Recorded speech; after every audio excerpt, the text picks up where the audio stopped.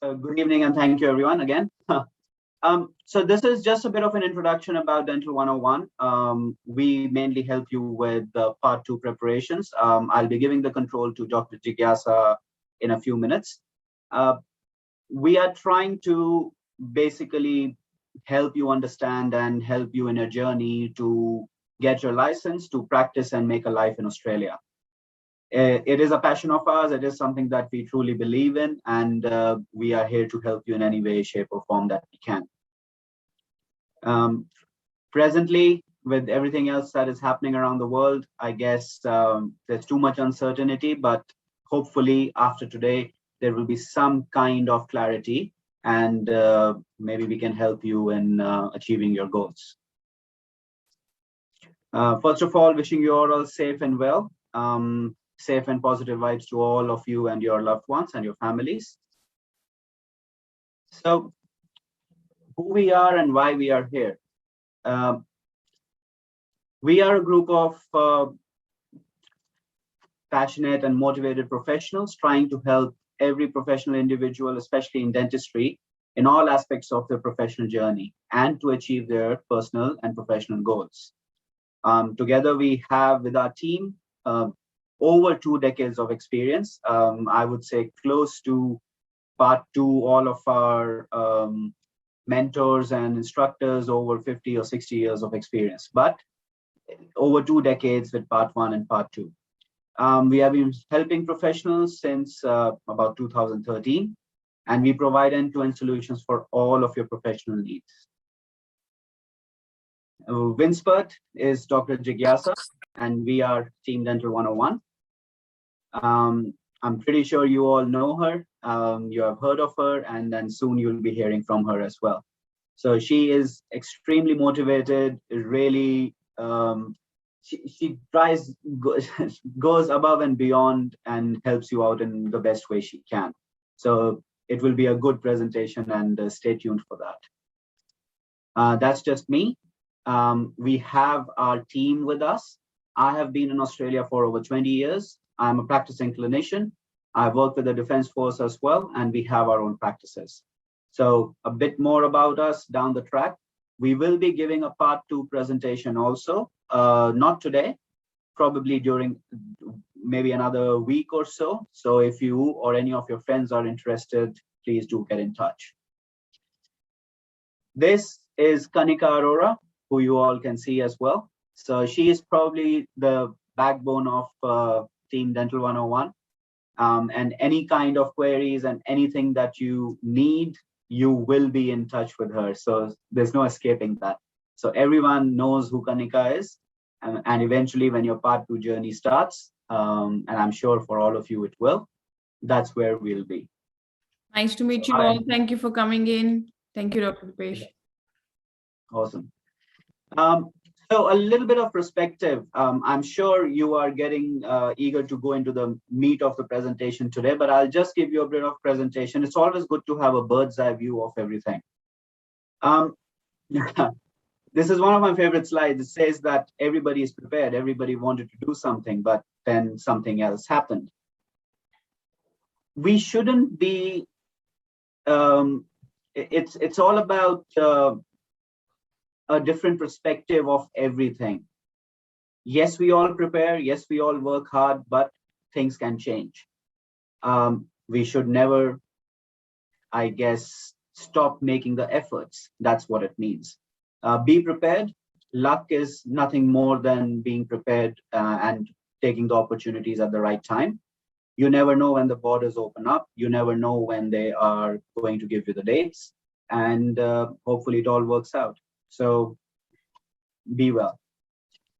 So with Dental 101, we have all aspects of your dentistry covered. With part 1, we have Dr. Jigyasa and Winspert.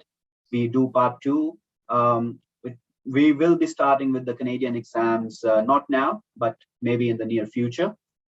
And during, even before you do your part 2 preparations, or if you are in Australia and if you are trying to get into the workforce, we have our different courses for your dental assisting and things like that. We help you with your English exams, with your immigration queries, any financial queries that you might have. So we have a full team over here, and you will get the help from all the qualified professionals. This is just a little bit of an introduction. I know this is a little bit too early for most of you, but within your part 2 preparation, just so that you have a bit of a background, you do tasks, and your tasks, it is always helpful to have dental loops. We do that. We provide you with dental loops as well. We are authorized dealers and distributors for Admatec, and it is a wonderful addition to how we are helping you. Why loops? The only reason is that when the examiners are marking your work, they are wearing loops. So you really don't have a choice. But it is something which is a good thing, and it is an investment in your future. This is not to do this today or anything like that, but this is something for you to aspire to. The reason we have especially put in this today is because I remember earlier this year and maybe late last year, we have had a lot of students who started their journey. And when they started their journey with part 1, they contacted us and they said that we are confident enough that we'll clear. Kanika, can you please fit us for loops? It was a wonderful feeling to see that. Yeah. It was so amazing. And maybe Kanika can shed some more light on that. Yeah. Even while they were waiting for part 1 results in March and when they sat for the exam this year. So a lot of them had already ordered so that, we can start our part 2 preparation straight away with that. So yeah, it's pretty good. And, it's just a journey. So to sum up, it's not only ADC part 2 or part 1. We do help before the journey, during the journey, and after the journey with our CPDs and everything. And loops is a major part of that too. So it has all the lights and everything, the power lights. Some people have their own loops, or they get the home setup from someone already. So if you have a pair, you can always have a good light on the top, or just go for both of them with the prescription glasses as well inbuilt. So that's a unique option. Yeah. Thanks, Kanika. And as I said, for some of you who this is an old slide, so don't mind the dates. When you are here in between or with lockdowns and everything like that, you might need some assistance, or you might be looking for a job. Not the easiest, easy is a wrong word. I don't like using easy, but a more logical way of getting into the workforce is by being an assistant. You already know your craft, you already know your equipment, you already know what you are trying to do. And this is a very, very good way of understanding and learning how the Australian system works. So we do help out with that as well. So we have a 2-day intensive course, and it has been going really well. You get a certificate at the end of the course. It is not a qualification. It is an attendance certificate, but with your skills and CV and your interview, we'll teach you how to do the interviews as well. It does work a lot in your favor. So it is something that it is helpful. We are just telling you these things so that you have something to aspire to, and you have a bit of a roadmap and a vision as to how you will be able to go through your journey in a very, very logical and in a way which will be easy. So we have a YouTube channel as well, lots of free stuff. Please go through that, mainly for part 2, but it does help out. Now, part 1 and part 2, as Dr. Jigyasa will say, it is a little bit combined as well, so it never hurts. All the social media channels, we are there. You're always welcome to contact us for anything that you feel like, and we'll help you in the best way we can. Now, over to you, Dr. Jigyasa. So thank you so much. I'll transfer the controls to her now. So thank you so much.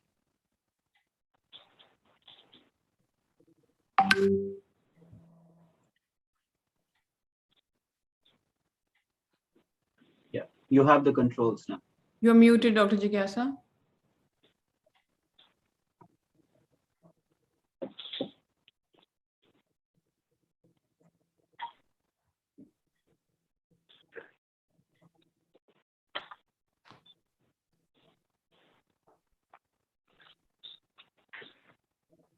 Yeah, it's fine now. Yeah. Yeah. So before I start, I would say thank you so much, Deepesh, for the introduction. And for everyone who's in here, I see some names who are already with me, and I see some people who I don't know. Probably you're starting your ADC journey. So maybe if you know me, you don't know me, or I know you or don't.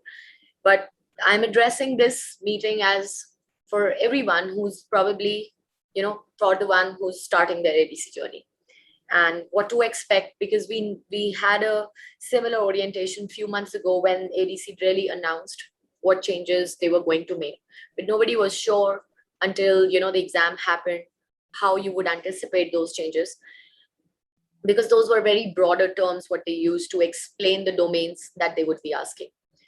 Now that we have seen the exams, now that we have seen the questions, of course, there is more clarity. But then there is also one more thing that has come clear, is that you can expect the unexpected from ADC. So it is never, it's never safe to be too safe, right?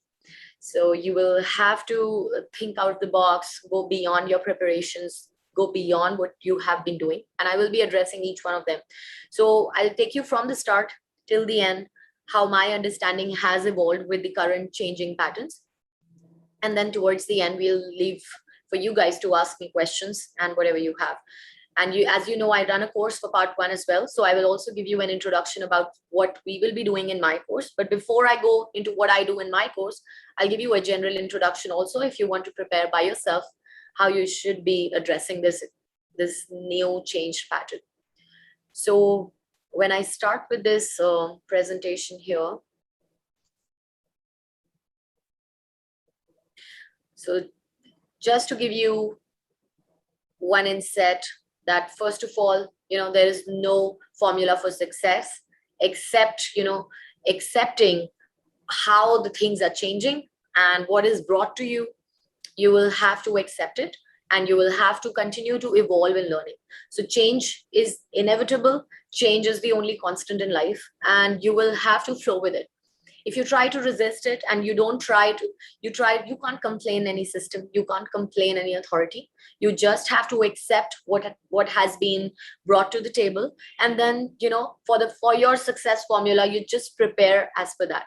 And that is the sole purpose of today's orientation, how to prepare for that, right? Everyone in your head wants to know, now that everything has been changed, how would you prepare for that?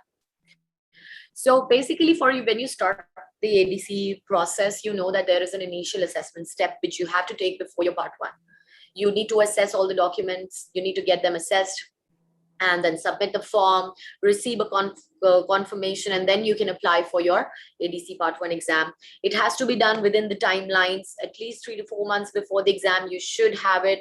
That's when your written applications will be released, right? So your initial assessment process should be well in time. Should you start preparing while you start the initial assessment? Definitely yes. So when you start thinking about ADC and you start collecting your documents and start applying, that's the time when you also need to start preparing. The initial assessment, due to the COVID situation and the backlogs, ADC is taking a little longer time than it used to. But I would say once you have set your heart that you're going to prepare, don't wait that, okay, once my assessment will start, I'll confirm my assessment, only then I'll start. You should start preparing by yourself from the point you decide to take the exam. So your process will take on, but you start preparing. Otherwise, what happens, you waste your 3 to 4 months. It may take longer, and you wasted all that time. See, studies, they never go wasted. If you study before you get the assessment, they will never go wasted. So everything that you utilize in that time will help you in your practice, will help you with your patients, wherever you currently are. And it will help you eventually also once you become a registered practitioner in Australia. So whatever you study, whatever you prepare is never wasted. And given the recent changes, I would say more time would be required to prepare. And if you plan to prepare in lesser time, then a very tactful approach would be required. So may say about 10 months, 11 months, if you're doing it by yourself, and you need a thorough understanding of every subject as well. If you want to do it in 5 months, 6 months, then you need a very targeted approach with the help of a mentor, whoever the tutor you choose. You'll need their help for a targeted approach. So it depends. Like a lot of people try to create this, that you don't need a mentor, you don't need a tutor. I agree to that. It's a true statement in a lot of ways, because you can prepare all this thing by yourself. Everybody is a qualified dentist. It's not that you are a third year student trying to prepare and you need a tutor for that. So you can prepare, but depends upon what your lifestyle is, what your choices are, what time, what family constraints you have.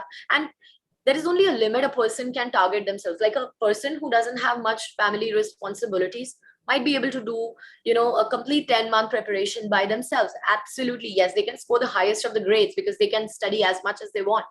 But people who have jobs, who have kids, who have families to take care of, and can spend maybe only 3 to 4 hours a day in studying, and they don't have the bandwidth to select what to study, they don't have the bandwidth to go out and look for the references, that's where a mentor and a tutor comes in.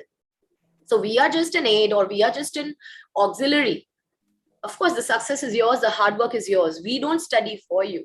It's just that we are an auxiliary in helping you achieve your goals. We just turn to be a ladder. Simple. Can you not climb that mountain by yourself? Of course you can. So if that was the first thing in your head, I'll totally address that. And you can do it by yourself only if you want help, only if you think you don't have enough time, then you need a mentor or a tutor. Otherwise, you do not. Right? So then you take the written examination, and then you go to the part 2 after you clear your part 1. Everybody knows this exam happens twice in a year, March and September. And now the pattern has changed. So the original written examination pattern had 320 questions. So about 80 questions per paper. Initially, they divided it as subjects, right? Part 1, paper 1, paper 2, 3, and 4. Subjects were divided over the different papers. Now they call, instead of papers, they call sections. Section 1, 2 on one day, section 3 and 4 on the second day of the exam. Now the disciplines, which is the subject, and domains, what are the areas in that subject that will be asked as questions. So discipline and domains are mixed now. Earlier, domains were still mixed, but disciplines as in subjects were clearly defined. Now you can get any subject on any day, any paper, any section. Questions have also been reduced in number. So they are 280. Now, because they have reduced the number of the question, don't mean that you will get an extra time or you will finish it sooner, right? Earlier, in the last 3-4 years, there was a trend that questions were very much repeated. Like in 2017 or 16, there were still new SBQs coming up very frequently. In the last 3 years, 2 years, you can say, the number of newer questions were really less, and people got too comfortable with that. Of course, I got comfortable with that as a tutor. So it's natural. When it's predictable, you get too comfortable, you get too safe. But then we should also anticipate that anything can change anytime. And now that's what has happened. So they have changed it, and they have touched different aspects of every subject. Did we not study them? Yes. But were we too comfortable that it is being predictable? Yes. But because we have seen the trend, how your approach should be, now your approach should be, I cannot get too comfortable with the system. And you don't know till the next exam happens, at least in March, you don't know. And even with the March, even if it's repeated what came in September, you can't predict that the September 22 would be the same. Now, the wise thing and learn from this episode would be to accept that I should be prepared for everything. Of course, you can't master everything and every subject, but I should be familiar and have an understanding and a scientific knowledge of most common topics with oral and dental concerns. Some pattern is definitely evident when you see the past papers also. This time also, so what has happened is this time also they have not precisely changed the topics. They have added new topics.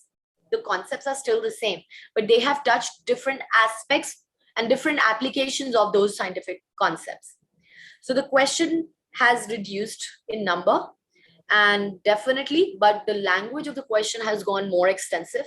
If you struggle with English language, if your comprehension is weaker, then definitely when your language comprehension is weaker, you would find ADC Part 1 exam challenging.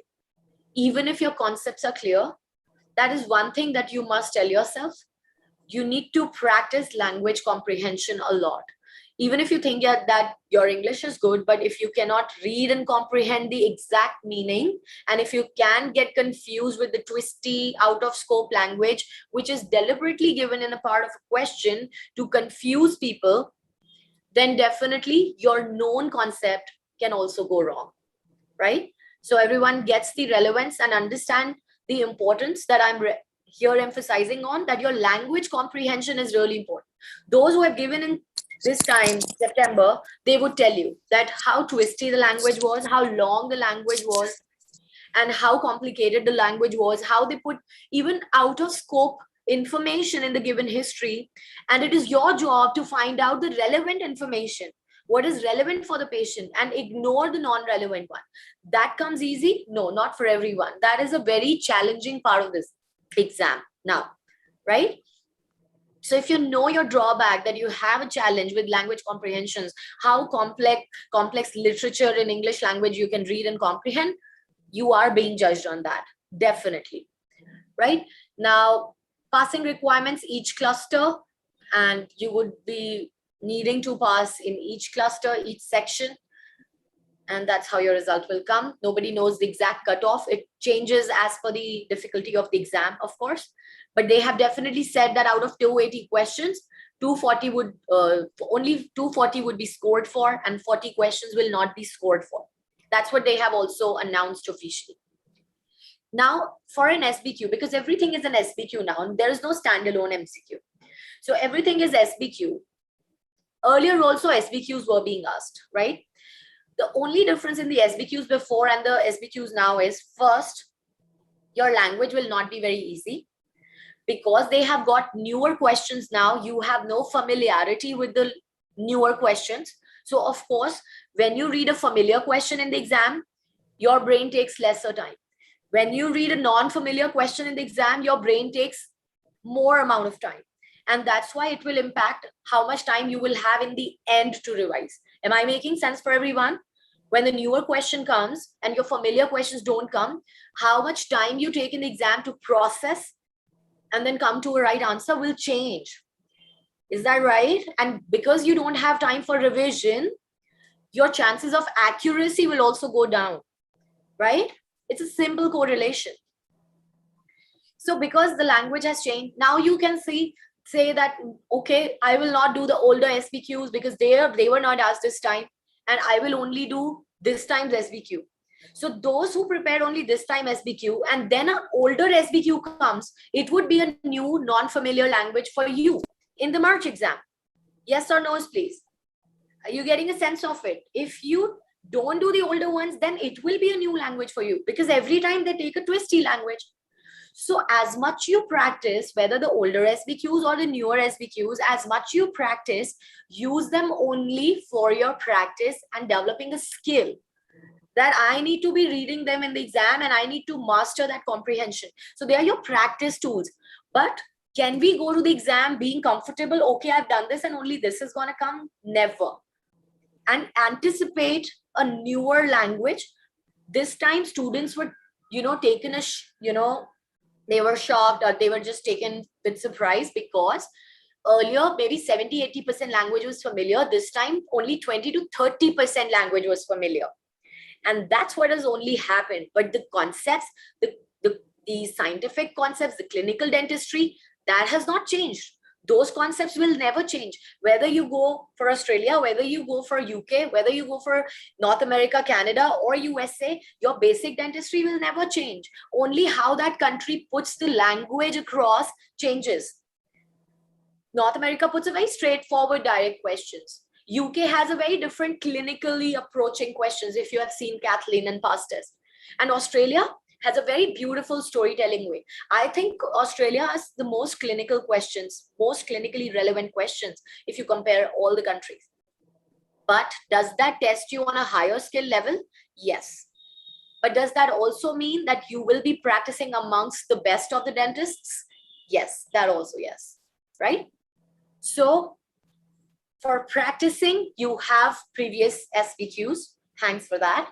You have the newer SBQs, but in March, go with an anticipation. Everything can be new. 20% can be new. 80% can be new. 50% can be new. Don't try to predict it. Don't try to predict it. Prepare 100%. If you have good language skills and a good solid base of basics, you will reach the right answer. When I took the exam in 2017, the files were really distorted. The files were not well framed. I only did the MCQs. Then also 70% was SBQ, 80% was SBQ, but I practiced MCQs. When I went to the exam, the TMJ SBQs came, the Perio SBQs came, and everything came. And it was like, what difficult language is that for me also in 2017? Because I had not enough practice with a good flowing language SBQ. I felt the same thing. It was a very new exam for me. It was a very new language for me. But did that deter me for going and approaching the question in a confident way and comprehending the language and then reaching to the right answer? No, it did not stop me.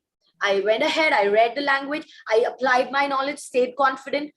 But you don't try to apply a familiar answer, what you have practiced. You try to answer for what you have been asked, because that changes for every center, for that changes for every country. The radiographs can change, the keywords can change, even options can change in the same exam, in the same month. You answer for what you see on your screen, what you have practiced at home. So do you think by just solving SBQs, just by reading TG, just by reading ODEL, just by doing these sources, you get a monopoly over the exam? You don't.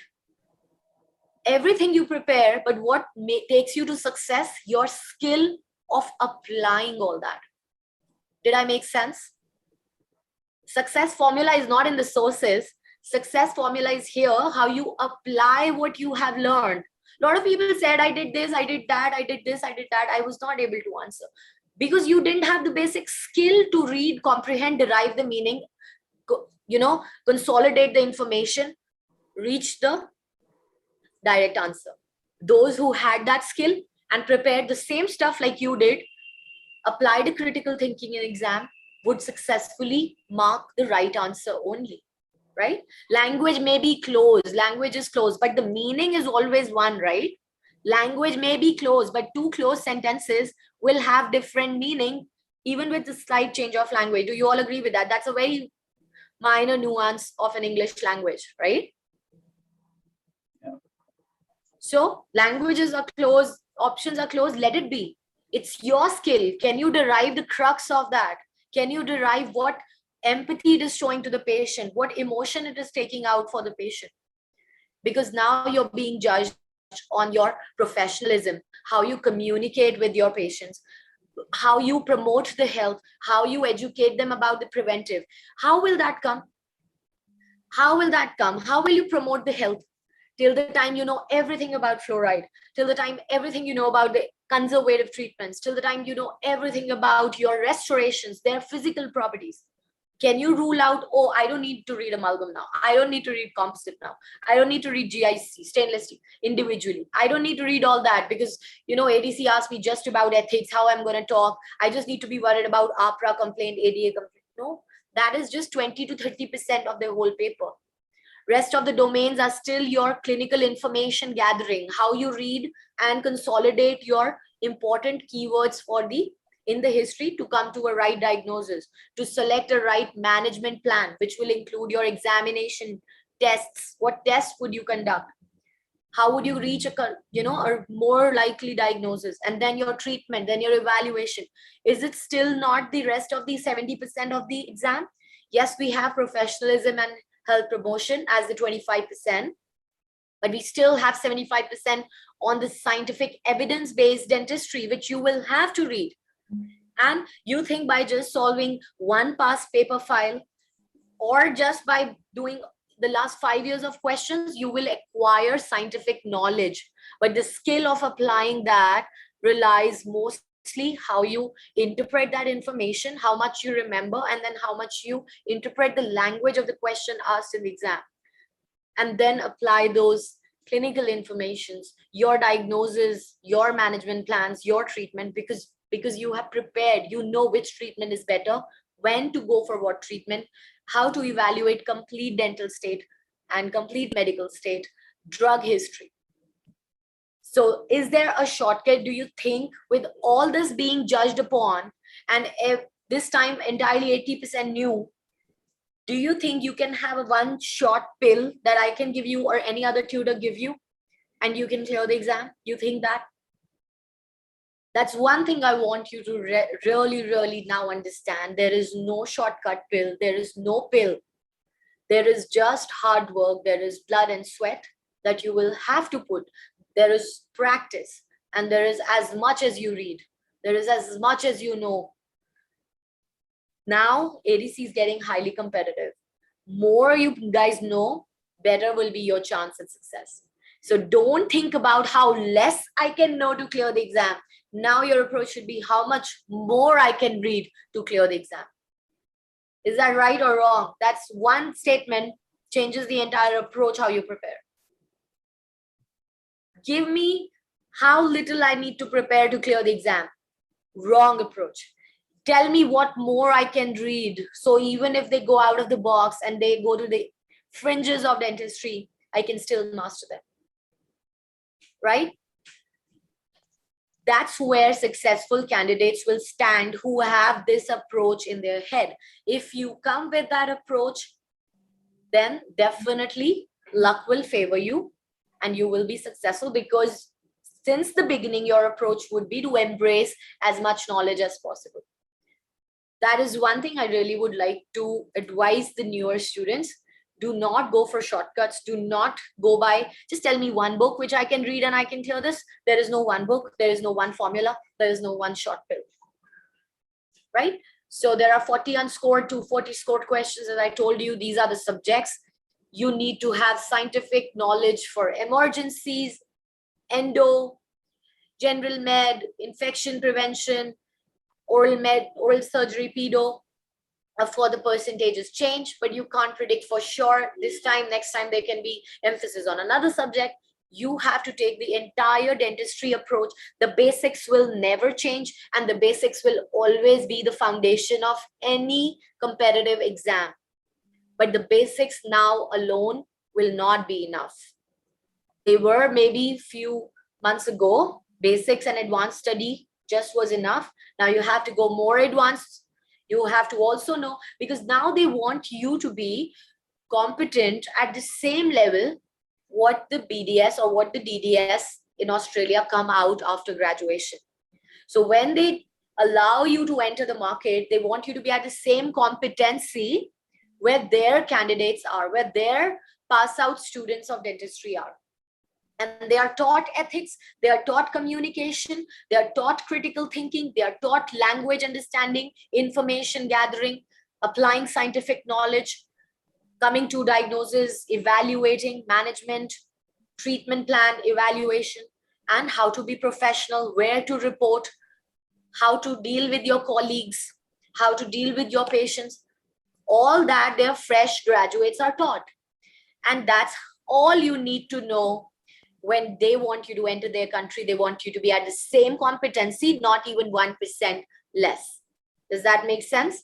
And it's a fair way, I would say, for any country to do that. So now let's talk about the course that I offer. The course that I offer for ADC Part 1 exam, for the March exam, will begin on 17th October. And considering the newer changes, the course will be modified. Of course, the standalone MCQs content will reduce for how much preparation, but the basics will still count. The older SBQs still matter because they create a base. They give you the practice for the language. They give you an experience, because you can't master and perform on one day. You need to have days and months of practice and hard work, right? So we will be adding the professionalism, the ethics, the health promotion. More emphasis would be on the preventive treatments, because they have been really emphasized on. So if you think about an SBQ has 5 questions, I would say now they ask at least in every SBQ, you would have a patient management, professionalism, communication question. Then you will have your critical thinking, because you will think critically by deriving the meaning of that language. Then you will educate the patients. One question would be about how you can promote their health, how you will encourage them, because they would be coming with some bad oral habits. There might be a compromised oral hygiene. They might have some sugary drink habits. All those you will have to intervene. So you'll have to, or smoking or diabetes, educating them about the diabetes control, how it will impact their periodontal health. So that's all health promotion, not just oral health, generalized health promotion. You need to know about diabetes in detail. You need to know about all the drugs that they take, and all the drugs have impact, whether negative or positive, on their oral health or general health. All those interconnections, interdisciplinary communication between the medical history and the dental history and the pharmacological history. You will be needing a mastery over that. Then you will need scientific and clinical knowledge for all the subjects. For that, you will be applying based only by using that scientific knowledge. You will be able to tell whether this information is important for this patient's condition or not. If they give you a history, suppose it's a resorption case, what all can lead to external cervical resorption? What all can lead to internal resorption? All the possible etiologies, how would you acquire? You can't read a question once in the exam and be done with it or answer accurately unless you know about every resorption, every possible etiology and management for each one. Is that right? So that's why I'm saying you can't rule out basics. You will have to go far and beyond than basics now, but you can never have a strong building without a foundation. And your clinical dentistry, scientific knowledge is that foundation. You can't go on and mark those advanced questions. Even if it doesn't feel like a directly asked question, your capacity or your acumen to answer that question still comes from how solid your foundation is and your basics are. Whether it's for treatment, judgment, patient evaluation, maintenance phase, finding the best management plan, coming to the most accurate diagnosis, what tests to do, which radiograph is important for what kind of conditions. All these things are scientific and clinical knowledge. You cannot eliminate that. You can't really be focusing on just one aspect. This is 100% layout. Every 5 SBQs, there would be one question about professionalism and communication with the patient. Other would be about how you will promote their health. Other would be about application of the clinical dental concepts in choosing a diagnosis, in choosing a management plan, and coming to the right treatment, and then management or maintenance of that patient. I hope I threw light enough on the in-depth understanding. So all the 5 aspects are equally important. You can't lag in any of them. And that's what we'll be focusing on in my course. Of course, you can prepare all of that by yourself. As I addressed in the beginning, I will leave that to you to decide whether you need it or not, right? So for those people who ask others, lot many can tell you you don't need, lot many can tell you you do need. This, you take advice from everyone, but decide for yourself, because nobody knows what your life situation is. So take an informed decision based on your needs, your requirements, and how you want to approach it, right? Not everyone is blessed with the same life situation. And that's why everyone, what they say is true statement. What they're saying is not false at all. But whether that applies to you or not, you decide for yourself, right? But even if you want to do it by yourself, you will have to focus on everything. I have been emphasizing enough how to approach the exam, and I hope that helped you. Now I would really like to move on to a section where you guys can ask me questions, and I would love to answer them, right? All right, so I think I need to give the remote back to you. I think I would be last one slide here. Yeah, That's okay. So very well said, Jigyasa. I'll just add on a couple of things, and we are waiting on the questions. Yeah. And any other queries or anything, you're always welcome to contact Winspert and Dr. Jigyasa directly as well, or however way you choose that you need to do that. I have been in practice for the past 17 years. We have a few practices. We employ a lot of people. We take a lot of interviews. And part of those interviews are recent ADC graduates or graduates of ADC who have been here for a while. Let me tell you something. Think of it as a long interview for your new life, for your professional life. There is no point in becoming a 60, 70, 80, 100, 200 scenario dentist. Yes, you can pass the exam, but will you be clinically qualified to actually make a life? The reason why you are coming to Australia or Canada or UK or anywhere else, you will be caught out. This is not a new graduate exam. As Jigyasa said, this is an exam for you to be practicing in Australia. No one will be mentoring you. No one will be teaching you things. You need to know things. It doesn't mean that you cannot learn. It just means that your journey to where you are and where you want to be will be a lot smoother.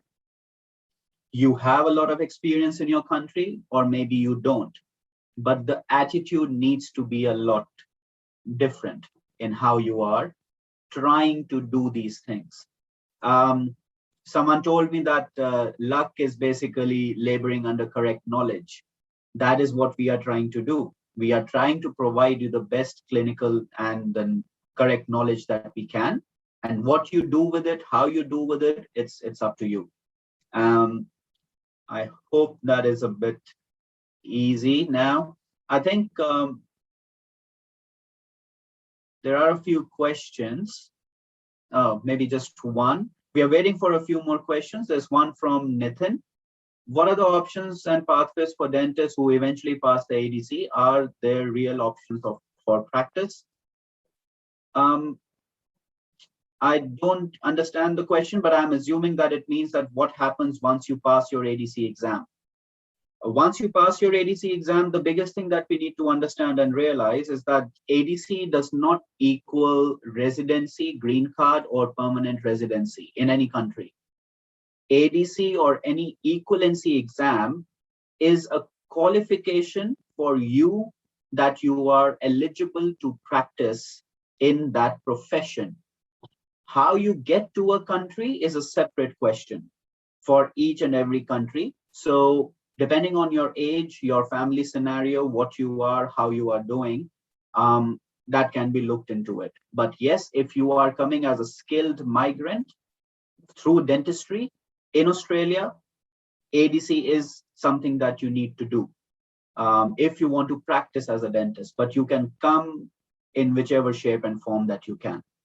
So hopefully that answers, but it is a very specific question to anyone who wants to ask that in a specific way. So I think Deepesh, they would also like to know, I think with this question, they also want to know, is there a really chance of making it in the dental profession? Because just by clearing the exam, how likely they are to get a job, and then maybe how get successful in their practice? I think, Nitin, if I'm not wrong, do you mean that by your question about, yeah. So what is the scope? Like, even if they spend so much money and time and energy on it, would they be able to make at least a decent living with this profession? I think that's what a lot of people have been asking me as well. I think, Deepesh, you're the right guy to answer that.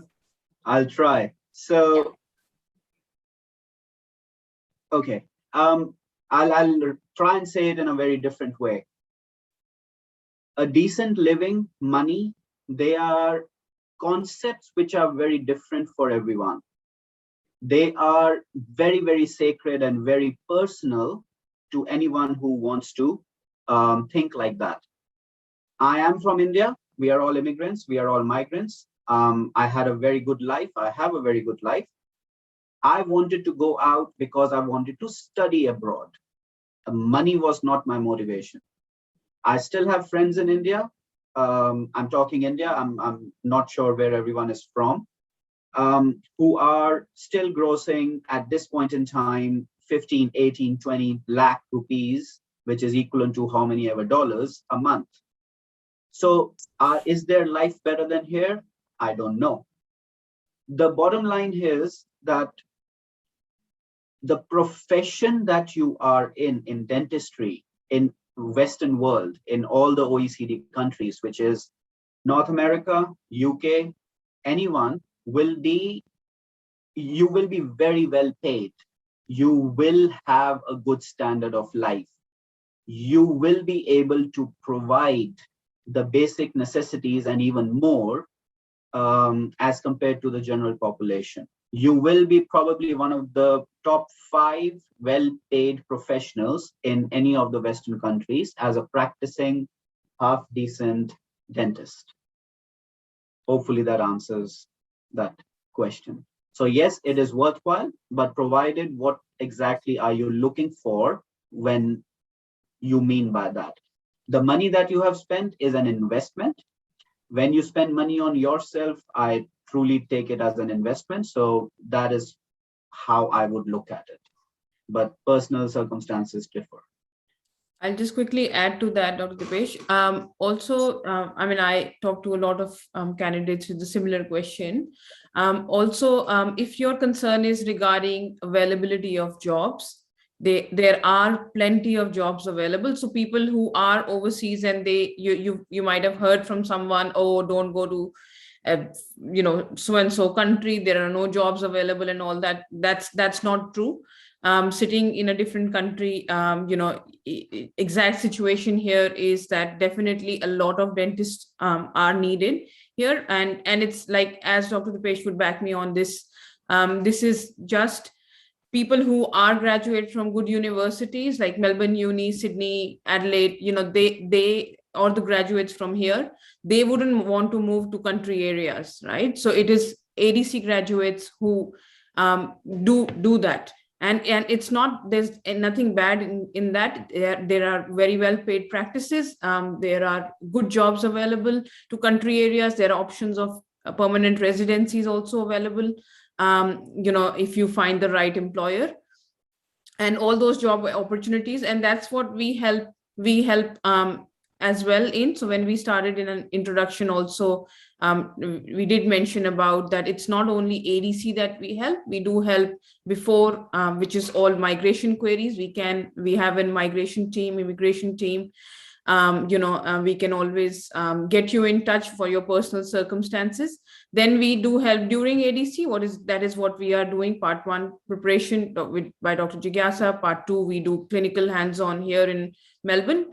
We are located very close to exam center. Then comes the phase when once you pass the exam. So the beyond ADC, we do have a beyond ADC arm to Dental 101, where we have been helping professionals after passing their ADC exam. So we have been helping them doing all the CPDs, like, you require that continuous professional development. We have a network of specialists on board. So we have been doing a lot of hands-on CPDs, endo, and all those things we have been doing to prepare you for your journey and for your first job kind of a thing. We do help you in job placements. We have a network, we have good people. Even a lot of our friends, even our practices, we keep looking for good people, like-minded people to join our team, and we do have more job opportunities. So we would be happy to help once you are at that stage. We would be happy to help you after passing your ADC as well. But definitely, I would always say, as we always say, that it is your personal journey. First of all, do not compare it with anyone. Everyone has their own pace of doing things, the way they do things. It's very unique to you. Don't listen to people if you have a lot of negativities around, or people say, oh, don't do this, or discourage you from doing this. Your vision, your focus should be clear, I would say, and you should just just focus on your vision. This is what I want to do, this is how I want to do, and where there is will, there is way. So definitely you will find a way. And yeah, settling here in, we are happy to help as well later on, once you are at that stage of your journey. Yeah, I hope that probably answers it as well. Nitin, and I think it's Saloni. I'll try and answer in a very succinct way. Thanks, Kanika. What exactly your queries are, or your fear is, that is very difficult to answer at this point in time. Jobs, yes, 110% jobs are available everywhere if you are ready to travel. If you want to be in Melbourne, Sydney, yes, it is hard work. Do you want to, are you open to traveling to any state, any town, 100 kilometers, 500 kilometers away from any airport or any capital city? Most of the jobs are there. So the question, if you are good at what you do, if you are able to demonstrate that in your exam, in your work, in your ethic, in your CV, in how you give your interview and how committed you are, yes, there are jobs for you. As Jigyasa said, that you have, everyone's situation is different. You cannot cut, copy, paste, or have this kind of a thing for if you have asked someone or haven't asked someone. But yes, it is a long journey. It is expensive. Maybe the age is on your side. Maybe the age isn't. But at this point in time, the way things are, it would be beneficial if you have cleared your ADC and you are committed to travel anywhere. Now, there was one question regarding. Okay, there was this question about preparation material also and the timing. So I'll take those questions now. Yes. Yeah. So somebody asked about whether they have to prepare thousands and 1400s. Well, I would say they are mostly your, standalone questions. So I would say focus definitely on the SPQs, which are still there. And standalone SBQs or MCQs, you only do if you don't want to read anywhere else for the theory, because you will still need to brush up the entire clinical subject, right? So you will not be spending as much time on them. If you want to prepare it from your textbooks, then you don't really need to. But just to practice questions, maybe you do as much SBQs as you can. 1000 and past papers are only helpful because they help you create a base. If you can do that from any other source, whether it's your comprehensive textbooks or detailed textbooks, then you can leave them. I think it depends upon whether how you want to approach what material you find familiar. I would say that. And if you say that how much time it would take for you to every day to study if you join the course, then I would say, because I don't say that rigidly do, I would suggest as much as I can. I would give you material as much as I can, but I do understand a lot of people would not have that time. So I do customize it for them. And I do tell them what they can leave and what they cannot. So for my students, they prepare from any day, anywhere between 4 hours per day to sometimes even 8 hours per day, because my students also come from different backgrounds and have different amount of hours per day to spend on it. So we can customize and we can always prioritize. But there are certain things that you can definitely not get away with. So 4 to 5 hours, I would definitely say you should be spending every day. Yeah. There's so live sessions would be, it's a 20 weeks program, 2021, 19, depending upon when the March exam date is announced. Of course, the course will go on till the March exam, and we'll have the live classes on Saturdays. But these details I would rather not share here. You can message me, you can message Kanika for the details, and she would be providing you the entire course details for that. So if you want the details, you can leave your email. Yes, those who want the complete course details, they can leave their email address. And let's take more maybe questions which help you people who don't want to take all course as well and want to prepare by themselves, or what to anticipate in preparation. Yeah. And I think there are a lot of questions regarding, and rightly so, about residency and making a life here. I think everyone has a specific individual scenario.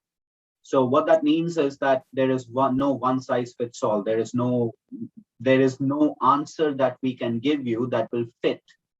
So if you are interested, we can get you in touch with our immigration team, and whatever your queries are, depending on how we initially screen them, there might be a cost associated or not, but depending on that, but that is what it is a very specific part of that aspect.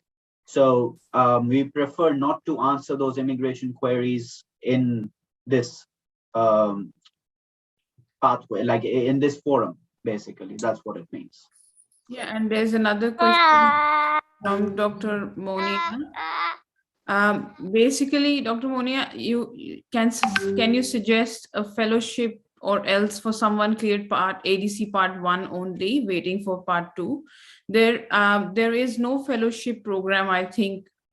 Dude, it's not like medical council exam. Dental council is different. Sorry, Kanika, I'll just, Yes, so Dr. there is a fellowship exam, but that fellowship exam is totally separate to ADC. Maybe this will help a lot of people. Any kind of post-graduation or any kind of fellowship exam, you pass, you don't pass, you do or you don't do, will have no consequence of you staying in Australia after that. You have to clear ADC and go through the normal immigration process.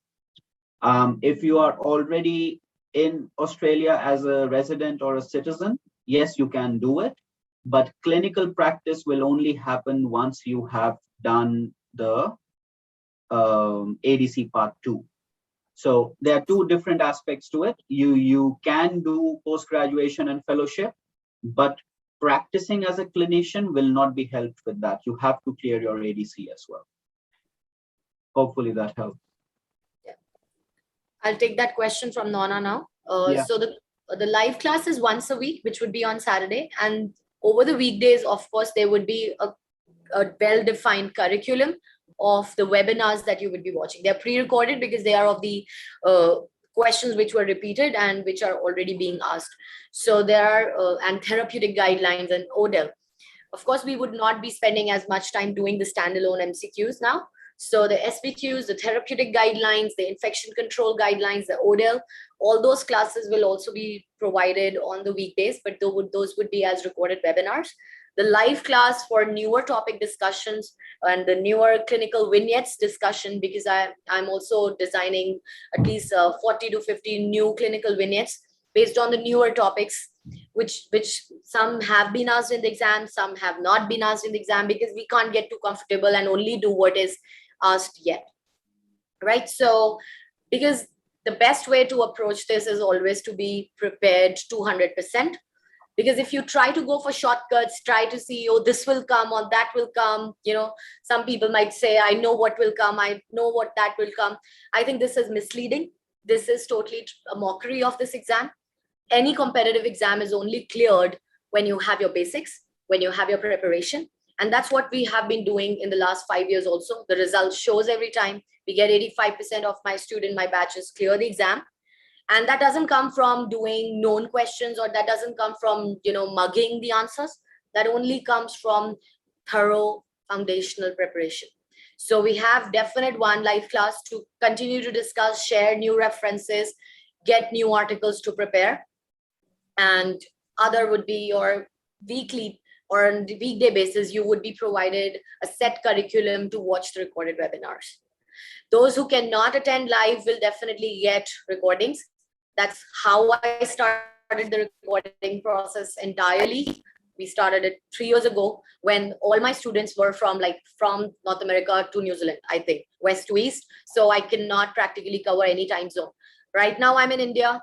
And when I was in India, I was having people from all the time zones. Now I'm residing in Canada, Toronto, and now the time zones are different. But no matter where I go, even if I go to Australia, I would not be able to cater the Indian time zone or the Middle Eastern time zones. So no matter wherever I be, I will never be able to cater to all the time zones, and not all the students would be able to come at that time every time. Given that situation, this methodology was, started to have it at a certain Sydney time night time. That would be a specific time. And New Zealanders cannot attend, Middle Eastern sometimes would be at work, Indians would be at work.